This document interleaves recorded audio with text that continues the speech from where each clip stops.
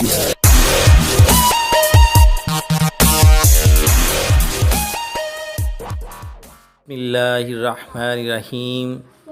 अस्सलामुअलैकुम सामाईन।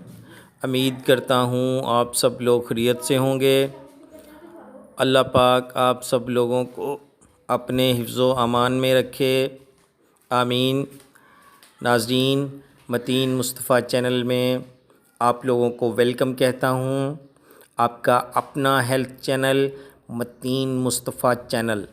नाज़रीन, आज का स्पेशल नुस्खा जो आप लोगों की खिदमत में पेश करने जा रहा हूँ वो है मुंह की बदबू आने का इलाज। जो मुंह से गंदी बदबू आती है, बैड ब्रीथ जो होती है, उसका बहुत ही मुफीद इलाज है। और नाज़रीन, मसूड़ों या दांतों की वजह से जो मुंह से बदबू आती है, ये उसके लिए इलाज है और बहुत ही आज़मूदा और स्पेशल है।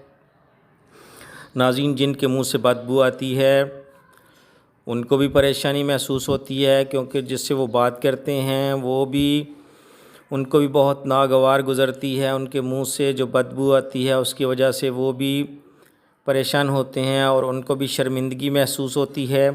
तो ऐसे लोगों के लिए बहुत ही स्पेशल नुस्खा है।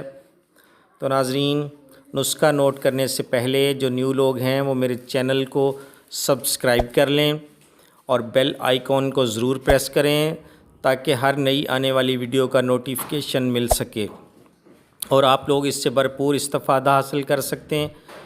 और नाज़रीन, मेरी इस वीडियो को लाइक करें, शेयर करें और कमेंट्स पास करें। तो नाज़रीन, नुस्खा कुछ इस तरह है। नाज़रीन, लाहौरी नमक ले लें 1 तोला, लाहौरी नमक 1 तोला, अक्कर करहा ये भी 1 तोला ले लें। और नाज़रीन, तीसरी चीज़ काली मिर्च, ये आधा तोला ले लें, काली मिर्च आधा तोला। और नाज़रीन, चौथी चीज़ जो है वो है कबाब खिंदा, कबाब खिंदा ये ले लें 2 तोले। नाज़रीन, इन चारों चीज़ों को अच्छी तरह साफ़ करके इनका पाउडर बना लें और नाज़रीन, उंगली की मदद से दांतों और मसूड़ों पर लगाएं।